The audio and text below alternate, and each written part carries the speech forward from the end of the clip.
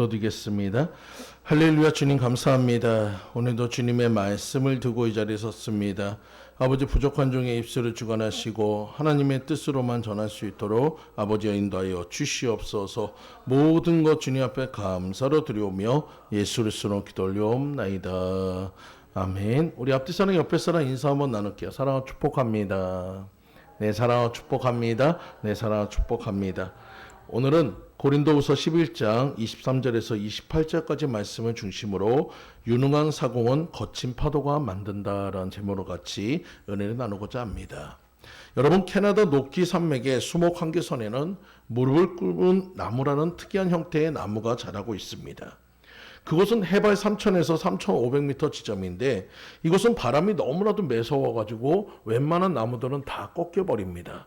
그렇기 때문에 눈보라도 심하고 강우량은 적다 보니까 이곳의 이 환경에 극복하면서 살아가기 위해서 나무들이 그 성장을 억제하고 몸을 비틀고 마치 무릎을 꿇은 뚱뚱한 모습의 나무처럼 그런 모습을 갖추고 살아가게 돼 있어요.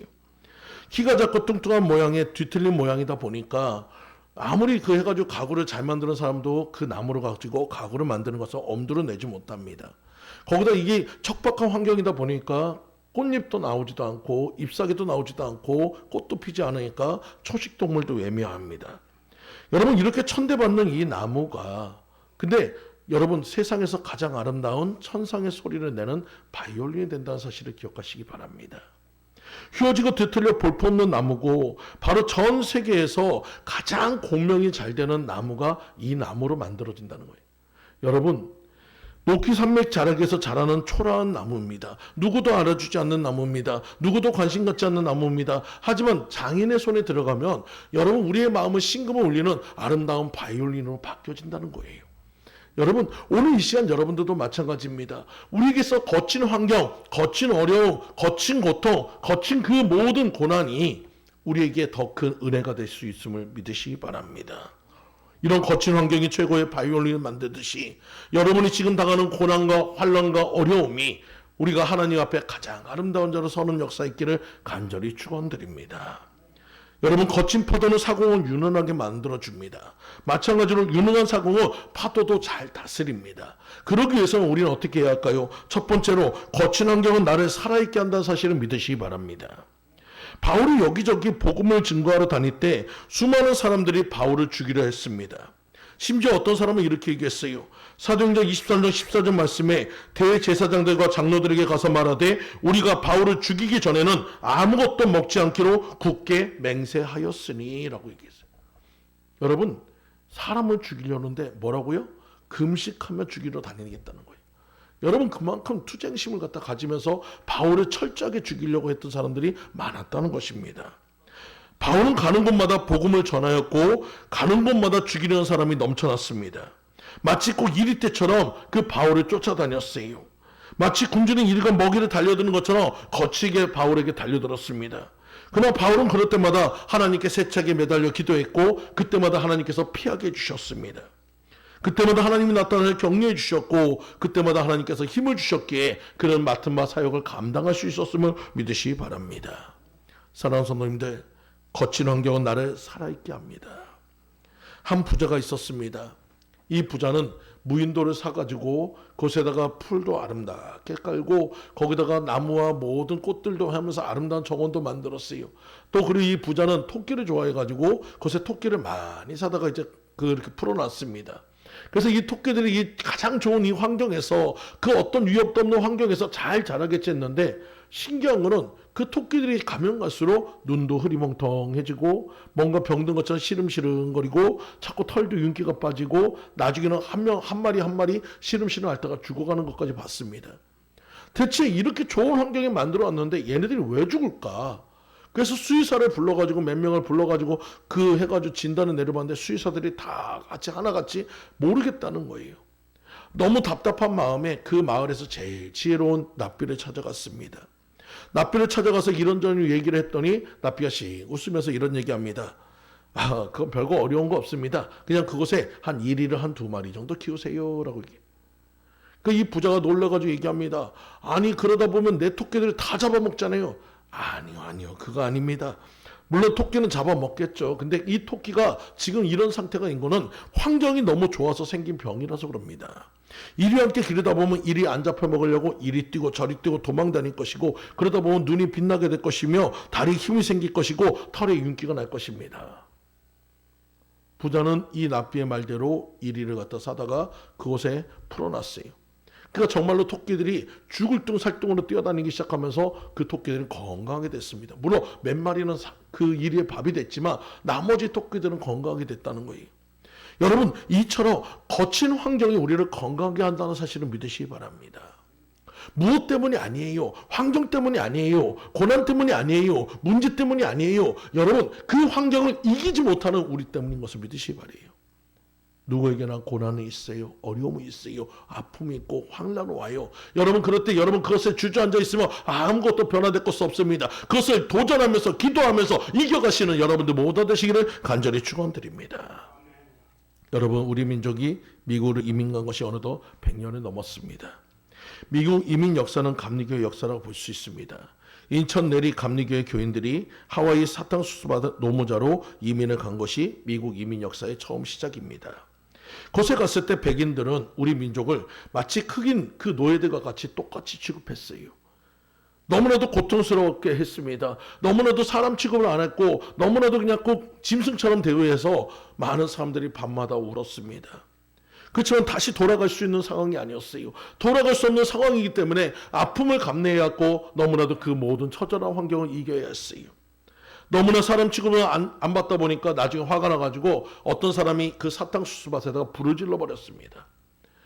온 사탕수수밭에 불이 타올랐어요. 불을 끄려고 열심히 노력했지만 이미 너무나도 마른 그 상태라서 이 사탕수수밭은 한순간에 다 불바다가 됐습니다. 나중에 사람들이 다 망연자실하고 쳐다만 봤는데, 근데 여러분 신기한 거는 불이 다 타고 난 상황에서 더 좋아졌다는 거예요. 이전에는 어땠냐면 사탕수수가 다 자라면 이제는 그것을 갖다 낫으로 갖다 베어가지고 잎사귀를 다듬고 가마솥에 끓여가지고 사탕이 우러나온 물을 갖다 증발시켜야 거기서 설탕을 찾을 수가 있었어요. 근데 사탕수수 맛이 다 타고 나니까 잎사귀는 하나도 볼 수 없고 그 나무 가지 그 줄기만 남았는데 줄기 안에 그대로 거기서 물기가 다 빠지면서 그 안에서 설탕이 돼버리는 거예요. 그냥 줄기만 옮겨놓으면 다 그거 갖다 과정이 다 필요 없이 설탕을 찾을 수 있는 그런 단계가 되었습니다. 거기에 더불어서 이것이 불에 타면서 나왔던 그 재로 인해 가지고 그 사탕수수 와서 더 좋게 됩니다. 여러분, 너무나도 누군가의 화로 인해 가지고 그 사탕수수밭에 불을 질렀지만 그 일로 인해 가지고 사탕수수 하는 일이 더 편안해졌다는 거예요. 여러분, 그래서 사탕수수할 때가 되면은 하와이에는 완전히 그 사탕수수밭이 불바다가 됩니다. 누가 개발했어요? 우리나라 사람들이. 그 이민의 고통과 괴로움 속에서 그것을 갖다 개발해냈다는 거예요. 거친 환경은 사람들에게 새로운 길을 열어주신다는 것을 믿으시기 바랍니다. 여러분이 이기려고만 한다면 길은 열립니다. 이기려고 한다면 여러분 하나님께서 도와주십니다. 주저앉으면 아무것도 안 돼요. 포기하면 아무것도 될 수 없어요. 하지만 내가 이기려고 하면 그리고 기도하면 하나님이 도와주실 것을 믿고 따라가시는 여러분들 모두 되시기를 간절히 축원드립니다. 유명한 사고는 거친 파도가 만듭니다. 환경 때문이 아니에요. 고난 때문이 아니에요. 이기려고 하지 않고 도망가려 피하는 나 때문인 것을 믿으시기 바라요. 오늘 시간 우리의 생각을 바꾸시기 바랍니다. 고난의 파도가 올 때 그것을 치고 나가야 합니다. 유능한 사공이라면 그 파도를 타고 올라가야 하는 거예요. 그런 여러분들 모두가 되시기를 간절히 축원드립니다. 제가 집회를 다니다 보면 가끔 이런 분들이 있어요. 난 누구 때문에 어떤 사람 때문에 전 교회 가기가 싫어요. 누구 때문에 난 교회 신앙생활하는 것이 너무나도 힘들어요. 근데 나는 그분한테 이런 얘기를 합니다. 만약에 그분 때문에 신앙생활을 못하겠다고 그러고 그분 때문에 교회를 못 가겠다면 저는 그렇게 물어볼 거예요. 만약에 그분이 저 천국에 있다면 당신 그 사람 때문에 천국 가기 싫습니까? 당신 그 사람 때문에 지옥 가고 싶습니까? 여러분 아니잖아요. 우리는 천국 가고 싶잖아요. 그렇다면 여러분 이겨야 하는 거예요. 그 사람을 뛰어넘어야 하는 거예요. 그 사람을 이기는 방법은 뭡니까? 사랑으로 이기는 겁니다. 여러분 사랑으로 이길 때 내가 그들을 갖다 온전히 이겨나갈 수 있음을 믿으시기 바라요. 거친 사람은 우리를 살아있게 만든다는 사실을 믿으시기 바랍니다. 바울을 잡아 죽이려고 했던 많은 사람들로 인해서 바울은 더 주님 앞에 기도할 수 있었고, 바울은 더 주님 앞에 더 매달릴 수 있었고, 그로 인해서 그의 사역은 더 풍성해졌을 수 있음을 믿으시기 바랍니다. 거친 파도를 이긴 자만이 유능한 사공이 됩니다. 거친 환경이 나를 살아있게 한다는 사실을 믿고 따라가시는 여러분들 모두 되시기를 간절히 축원드립니다. 두 번째로, 거친 파도는 우리를 강하게 합니다. 바울은 다메섹으로 도망간 성도들을 죽이려는 것이 목표였어요.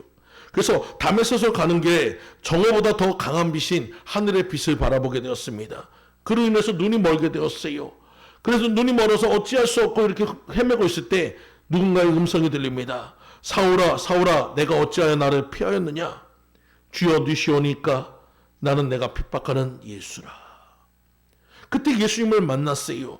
다메섹으로 직접 끌려가서 아나니아를 만났습니다. 그리고 그에게 주님이 말씀하셨어요. 주께서 가라사대 가라. 이 사람은 내 이름을 이방인과 임금들과 이스라엘 자손들 앞에 전하기 위하여 택한 나의 그릇이라. 그가 내 이름을 위하여 해를 얼마나 받아야 할 것을 내가 그에게 보이리라.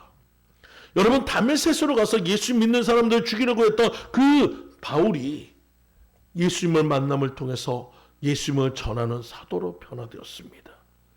바울은 거친 파도를 헤치면서 복음 전하는 일에 일생을 바쳤습니다.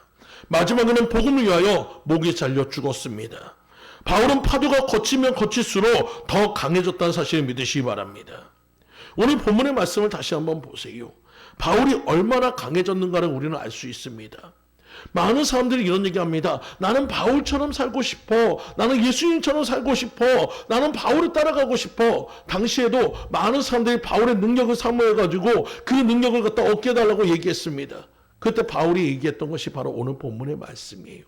네가 그 능력을 얻고 싶냐? 그것을 받고 싶냐? 그러면 네가 내가 당했던 고난도 당해야 할 것이라. 그 고난도 네가 겪어야지 나만큼의 그런 능력도 임한다. 그러면서 이런 얘기를 합니다. 저희가 그리스도의 일꾼이냐? 정신없는 말을 하거니와 나도 더욱 그러하도다. 내가 수고를 넘치도록 하고 옥에 갇히기도 더 많이 하고 매도 수없이 맞고 여러 번 죽을 뻔하였으니 유대인들에게 40에 하나 감한 매를 5번 맞았으며 3번 태장으로 맞고 1번 돌로 맞고 3번 파손하였는데 일주일을 기쁨에서 지냈으며 여러 번 여행의 강의 위험과 강도의 위험과 동족의 위험과 이방의 위험과 신의 위험과 광야의 위험과 과다의 위험과 거짓 형제주의 위험을 당하고 또 수고하며 애쓰며 또 여러 번 자지 못하고 줄이며 목마르고 여러 번 굶고 춥고 헐벗어 노라. 이 얘기를 고사하고 오히려 날마다 내 속에 눌리는 일이 있으니 그 모든 교회를 염려하는 것이라.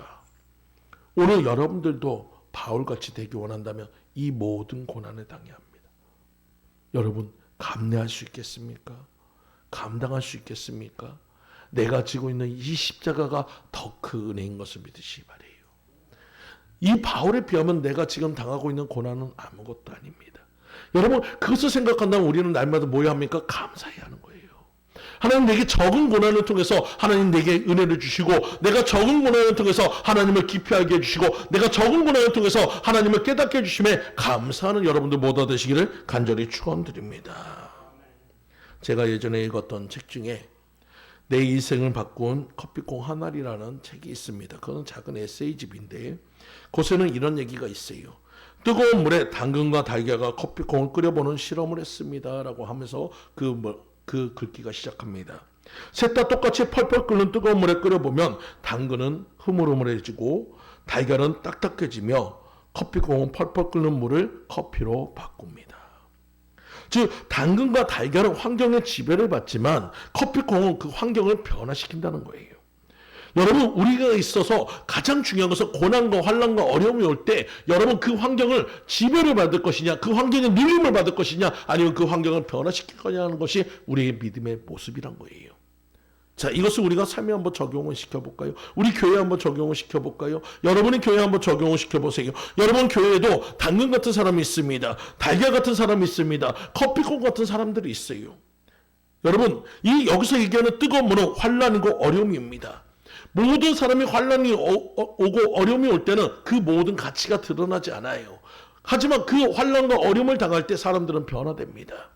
먼저 당근은 어때요? 평상시에는 믿음이 단단한 것처럼 행동합니다. 환난이 오면 금방 넘어집니다. 그들은 그 모든 일에 대해서 남 탓을 하고 불평을 하며 나는 불쌍한 사람이야 자기 합리화를 시키는 연약한 신앙인입니다. 여러분 평상시에는 굉장히 굳건한 것처럼 보고 믿음 있는 것처럼 보이고 단단한 것처럼 보이고 앞장도 잘 서고 많은 얘기도 하지만 정작 환란이 오면 거기서 주저앉는 것이 당근 같은 신앙이에요. 우리 이런 신앙이 되어서는 안 될 줄 믿습니다. 또 달걀 같은 신앙이 있습니다. 평소에는 부드러운 미소와 사랑을 얘기합니다. 많은 사람들에게 헌신도 잘하고 봉사도 잘하고 은혜도 많이 끼칩니다. 근데 환란이 오면 그의 부드러웠던 미소는 싸늘한 미소가 됩니다.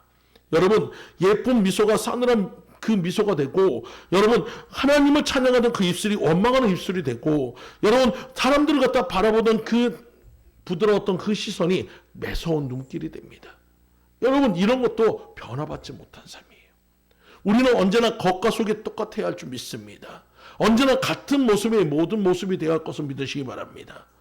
여러분 또 커피콩 같은 사람이 있어요. 평소에는 잘 드러나지 않아요. 환경이 닥치면, 환란이 닥치면 비로소 그 가치가 나타나는 사람입니다. 그런 사람들은 언제나 하나님을 신뢰하고 의지하며 순종하는 사람이기 때문에 환란이 오면 그리스도의 향기를 내며 주변을 바꿔갑니다. 여러분 어려움이 올수록 그 사람은 조용히 있다가 나서서 한마디 하는 것이 사람들에게 힘을 드립니다. 그리고 그가 솔선수범해서 나가서 그 환경을 바꿔갑니다. 믿음으로 변화시켜갑니다. 이런 사람이 진정한 믿음의 사람이란 거예요. 평상시 나를 드러내는 것이 중요한 것이 아니고 어려움 속에서 빛날 수 있는 여러분들 모두 얻으시기를 간절히 축원드립니다. 여러분 우리는 거친 파도는 누구나에게 다 힘들고 어렵습니다. 거친 파도가 올 때 누구나 다 그 파도가 어렵고 그 모든 것이 두렵습니다. 하지만 인내하며 간구하며 기도하며 연단받는 사람은 여러분 그 거친 파도를 뛰어넘습니다. 그 거친 파도를 다스리며 유능한 사공으로 나아갈 수 있게 한다는 거예요. 오늘 여러분들 모두가 거친 파도를 이기는 유능한 사공이 되시는 여러분들 모두 되시기를 간절히 축원드립니다. 세 번째로 거친 파도는 우리를 하나님께 가까이 가게 합니다. 여러분 바울이라는 사람을 한번 보세요. 바울은 부자였습니다. 집안이 굉장히 좋았습니다. 또 그는 로마인이기 때문에 여러분 모든 권력을 가지고 있었어요. 그냥 그대로만 살았다면 여러분 최고의 부를 누리며 평안하게 살 수 있었어요. 또 바울은 바리새인이었고 또 바리새인 중에서도 가말리엘 문화에 있기 때문에 공부로서는 최고의 지성을 갖췄으며 자기가 원한다면 가장 좋은 곳에 들어갈 수 있는 그런 모든 최고의 조건을 갖고 있는 그런 사람이었어요. 어떻게 보면 엘리트 코스에서 가장 좋은 부분으로 나아갈 수 있는 그런 사람이었습니다. 근데 그는 주님을 위해서, 예수님을 위해서 그 모든 환경을 내어버리고 거친 환경 속으로 들어갔습니다. 부유함을 버렸습니다. 그래서 가난함을 체험했습니다. 그래서 그는 내가 빈부에도 처해보고 부귀에도 처해봤고 나는 일체의 비결을 알았으니 내게 능력 중에 안에서 내가 모든 것을 할 수 있다는 고백을 할 수 있었다는 거예요. 한없이 거친 환경 속에서 살게 된 바울은 항상 하나님만 의지하며 살게 되었습니다. 늘 기도하였고 항상 하나님의 보호하심과 구속하심이 없으며 단 한순간도 살 수 없다고 고백할 수밖에 없었어요. 그리고 실제 그런 사람도 마찬가지였습니다. 주변에 적들도 많았고 주변의 모든 환경이 그렇게 넉넉하지 않았기 때문에 그래요. 여러분 그런 환경 속에서도 바울은 어떻게 했습니까? 하나님을 찬송했고 하나님을 전하는데 열심을 냈고 그 모든 삶을 주님 앞에 바쳤습니다. 오늘 여러분들이 그런 모습이 되시기 간절히 축원드립니다. 여러분 바울처럼 우리도 어려움이 온다고 환란이 온다고 고난이 온다고 주저앉거나 포기하는 것이 아니라 바울처럼 기도하며 하나님께 더 가까이 나아가시는 여러분들 모두 되시기 간절히 축원드립니다. 바울의 사건 중에서 바울을 태운 배가 풍랑으로 14일간 죽음의 고통을 겪게 됐던 사건이 있습니다. 그때 배에 타고 있었던 276명은 모두가 죽게 되었다고 거의 다 포기를 했습니다. 모든 사람이 죽음을 맞이하려고 다 자포자기하고 있을 때 바울이 그 가운데 서서 하나님께 기도했고 그들은 그 바울이 이렇게 그들에게 얘기했습니다. 내가 너희를 권하노니 이제는 안심하라. 너희 중 생명에는 아무 손상이 없겠고 오직 배뿐이니라. 나의 속한 바 곧 나의 섬기는 하나님의 사자가 어젯밤에 내 곁에 서서 말하되 바울아 두려워 말라. 내가 가이사 앞에 서야 하겠고 또 하나님께서 너와 함께 행선하는 자들을 다 내게 주셨다 하셨으니 그러므로 여러분이 안심하라. 나는 네게 말씀하신 그대로 되리라고 나는 하나님을 믿노라 라고 요한복음 27장 22절에서 25절까지 말씀에 말하고 있어요. 그리고 그의 믿음대로 그들은 배는 잃어버릴 수 있어도 자신의 목숨은 찾을 수 있었음을 믿으시기 바라요. 오늘 여러분도 또한 마찬가지입니다. 바울은 항상 기도할 수밖에 없었어요. 그 모든 환경과 어려움 속에서 그는 기도의 줄을 잡았고 그것을 통해서 자신뿐만 아니라 많은 사람도 구원할 수 있었음을 믿으시기 바랍니다. 사랑하는 성도님들, 거친 환경에서 사는 이는 하나님을 가까이 할 수밖에 없고 그리고 하나님께서는 그들에게 특별한 은혜를 주신다는 사실을 믿으시기 바랍니다. 여러분, 여기도 음악하시는 분들이 있지만 음악하시는 분들 중에서 아마도 그 시험 그곳에 많이 나오는 게 있어요. 음악의 아버지가 누구라고요? 여러분, 요한 세바스찬 바하고 음악의 어머니는 핸델이라고 얘기합니다. 여러분, 이 아버지라고 칭송받는 그 바하가 우리가 입장에서 보면 그가 잘 나갔을 것 같고 궁중에서 맨날 생활했을 것 같고 부귀한 모든 것을 누릴 것 같고 모차르트처럼 맨날 행복하게 이렇게 살았을 것처럼 보이는데 바하의 삶은 결코 그렇지 않았어요. 그의 음악은 장미같이 아름답고 모든 사람을 평안하게 하고 모든 사람에 힘을 주었지만 그의 생애는 결코 기쁜 삶이 아니었습니다. 고난의 연속이었습니다. 그는 태어난 지 얼마 안 돼서 부모님이 일찍 세상을 떠났습니다. 그래서 형의 손에서 길러졌습니다. 그 형은 너무 힘드니까 자기가 그 동생을 맡은 것 때문에 너무나도 화가 나가지고 그 동생을 미워했어요. 그런 척박한 환경 속에서 어려움을 겪고 있다가 마리아라는 여자를 만나서 결혼을 하고 7명의 자녀를 낳았습니다. 그도 그 자녀들과 그 가족을 살리기 위해서 열심히 연주 여행을 다니면서 돈을 벌어야 했습니다. 그래서 네오폴드 후작과 외국의 연주 여행을 다녀와 봤더니 사랑하는 아내는 이미 죽어서 장례까지도 이미 다 치러진 상태가 됐어요. 그래도 어떻게든 남아있는 아이들을 챙겨야 하니까 다시 재혼했습니다.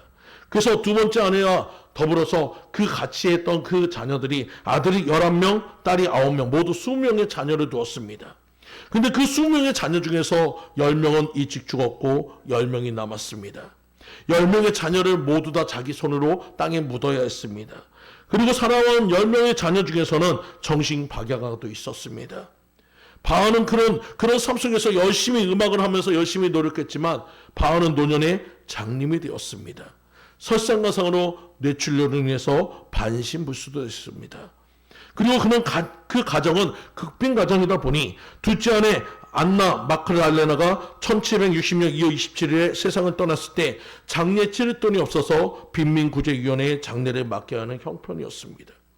여러분, 이런 상황 속에 있다면 우리는 음악을 포기할 수밖에 없었을 거예요.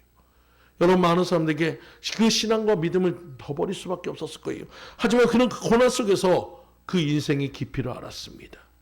그 고난 속에서 수많은 사람들과 아픔을 같이 하는 음악을 만들 수 있었습니다. 그래서 여러분, 그 바울의 음악이 우리의 마음을 심금을 울리는 것은 그 마음의 깊이와 그 고난의 깊이를 알기 때문인 거예요. 여러분, 시냇물은 돌에 부딪혀야 아름다운 노래를 하는 것처럼 큰 고난과 계속되는 고난과 참기 어는 고난이 최고의 음악을 만들었다는 것을 믿으시기 바랍니다. 바하는 오라토리오 칸타나 작곡을 끝나고 나서 꼭 오선지에 SDG라는 그 표기를 합니다. 이것은 바로 오직 하나님의 영광을 위하는 나티어의 약자입니다. 바하는 독실한 루터교 신자였습니다. 그리고 오르간 연주곡 적곡에 나서는 꼭 거기다가 INZ라는 J라는 것을 적습니다. 이것은 바로 예수 이름으로 In the name of Jesus라는 약자입니다. 여러분, 현대 음악의 아버지라는 그 별명을 가진 바하 가문은 200년이 흐르는 동안에 저명한 작곡가 50명이 나올 정도로 하나님의 축복받는 가정이 되었어요.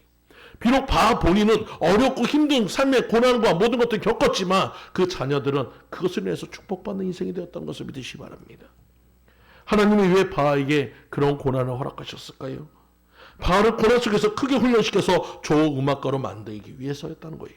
오늘 여러분도 마찬가지입니다. 왜 내게 거친 파도를 허락하셨습니까? 왜 내게 거친 파도를 허락하셨습니까? 여러분, 그것은 주님이 주 품에 안기길 원하시는 거, 내가 주 품 안에 들어가기 원하시고 거친 파도 내게 향할지라도 내가 그 상황 속에서 하나님께서 함께 한다며 잠잠해지는 그 체험을 하기 원하시는 하나님의 뜻인 것을 믿으시기 바라요. 오늘 여러분의 믿음이 성장하는 믿음이 되시기 간절히 축원드립니다. 환경을 보지 마세요. 어려움을 보지 마세요. 고통만 보지 마세요. 환난만 보지 마세요. 주님이 함께 하실 것을 믿으시기 바랍니다. 제가 어렸을 때 학교 앞에서 병아리 5마리에 사서 집에서 키운 적이 있어요. 예전에는 병아리를 가끔 사가지고 오면 이것이 일주일도 안 돼가지고 다 죽는데 이 병아리 녀석들은 굉장히 튼튼했는지 5마리가 굉장히 잘 자랐어요. 그래가지고 매일같이 와가지고 병원이한테 밥 주는 것이 일이었는데 한 번은 학교에서 돌아가지고 배가 고파서 라면을 끓여갔다가 먹다가 보니까 병아리들이 쫓쫓쫓 다니는 게 좀 그래가지고 라면 한 뭉텅이를 갖다 병아리한테 줬습니다.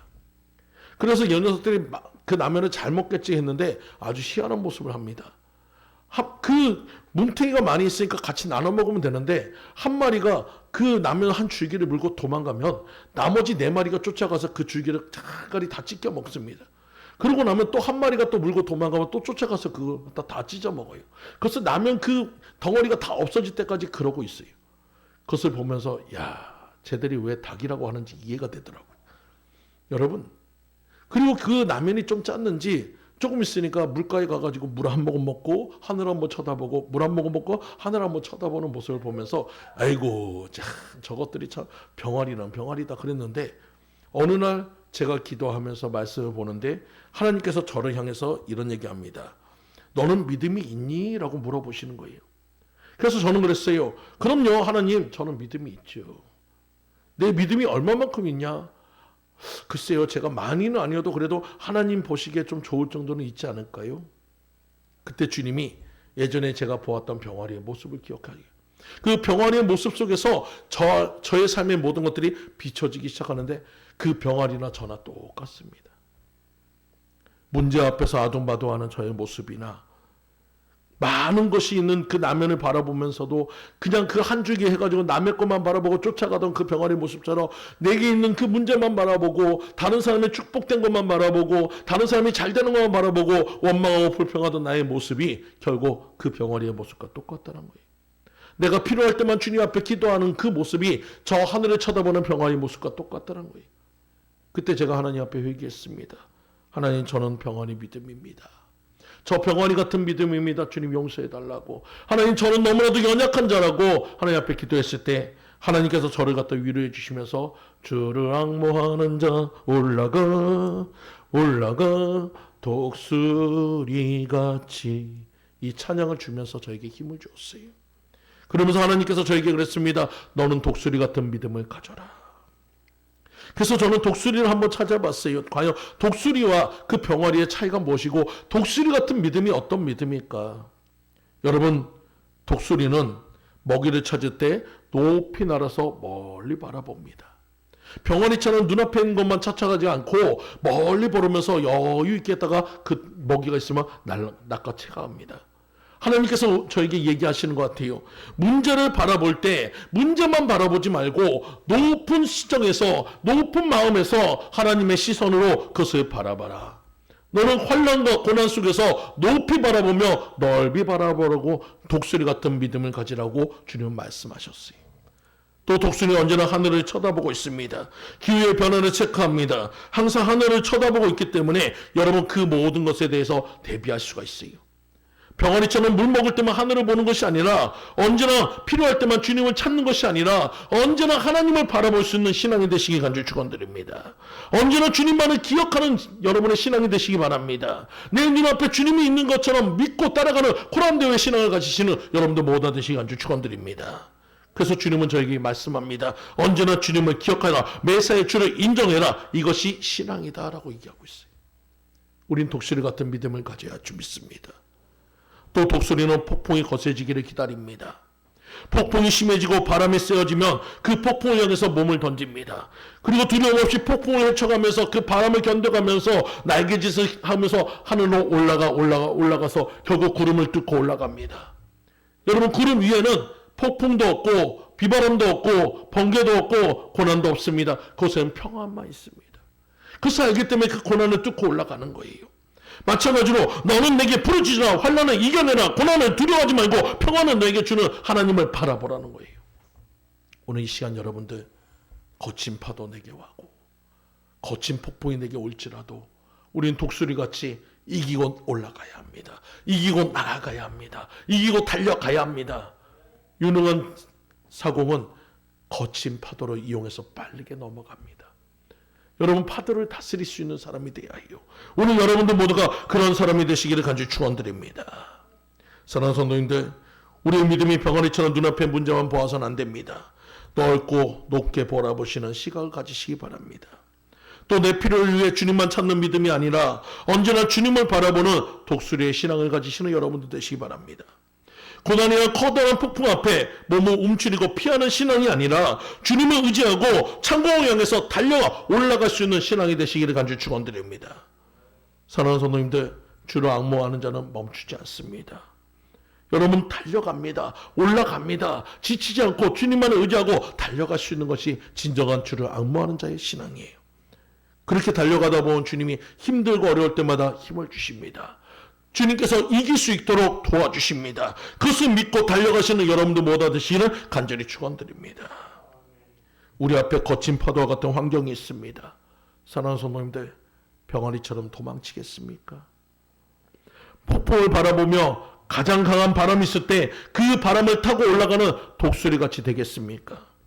선택은 여러분들의 몫입니다. 하지만 여러분, 그 고난의 과정 속에서 주님이 함께 계시다는 사실을 믿으시기 바랍니다. 그리고 그 완성은 주님께서 우리에게 해주신다는 것을 믿으시기 바랍니다. 거친 파도는 사공을 유능하게 만들어 봅니다. 바울이 그랬습니다. 좋은 환경을 버리고 거친 환경을 선택한 바울은 인류 역사상 최고의 사도가 되었습니다. 여러분, 팔다리가 부러지면 여러분 그곳에 진이 나와가지고 다시 묻는데 그때부터는 그곳에 부러진 자리는 다시 부러지지 않습니다. 더 단단해진다는 거예요. 더 굳어진다는 거예요. 그 옆자리가 부러지지만정 그 원래 붙었던 그 자리는 더 단단하기 때문에 부러지지 않는데요. 여러분, 고난이 오고 거친 환경에서 견디며 우리는 더 단단해질 줄 믿습니다. 믿음이 더 굳건해질 줄 믿습니다. 그렇다고 일부러 팔다리를 부러뜨릴 필요는 없어요. 거친 환경에서 놀라운 일이 벌어진다고 일부러 거친 환경을 만들 필요는 없습니다. 주어진 거친 환경을 이기다 보면 여러분들 모두가 놀라운 사람이 될 것입니다. 거친 파도는 유능한 사고를 만들어줍니다. 그렇다고 일부러 거친 파도를 찾아갈 필요는 없습니다. 내게 닥친 파도만 이기면 됩니다. 내게 닥친 고난만 이기면 됩니다. 내게 닥친 그 환난만 잘 견디면 됩니다. 아무리 거친 파도가 몰아쳐도 우리가 그 파도를 이기면 우리는 유능한 사람이 될 수 있어요. 여러분, 거친 파도가 올 때 그것을 갖다 적으로 대하는 것이 아니라 고난으로 대하는 것이 아니라 두려움을 대상하는 것이 아니라 그것을 갖다 이기고 나가는 사람은 친구로 만듭니다. 그 거친 파도를 이용해서 더 빨리 더 강하게 나아갈 수 있음을 믿으시기 바라요. 사랑하는 성도님들, 오늘 여러분들 모두가 거친 파도를 이기며 나아가시는, 정말 주님이 원하시는 그것으로 달려갈 수 있는 유능한 사공이 되시는 여러분들 모두 되시기를 간절히 축원드립니다. 다 같이 기도드리겠습니다. 할렐루야. 주님 감사합니다. 거친 파도 내 앞에 모든 것이 올지라도 주님만을 의지하며 주님만을 따라가며 이겨나가는 우리들 모두가 되도록 아버지 인도하여 주시옵소서. 모든 것 주님 앞에 감사로 드리오며 예수 그리스도의 이름으로 기도 올리옵나이다. 아멘.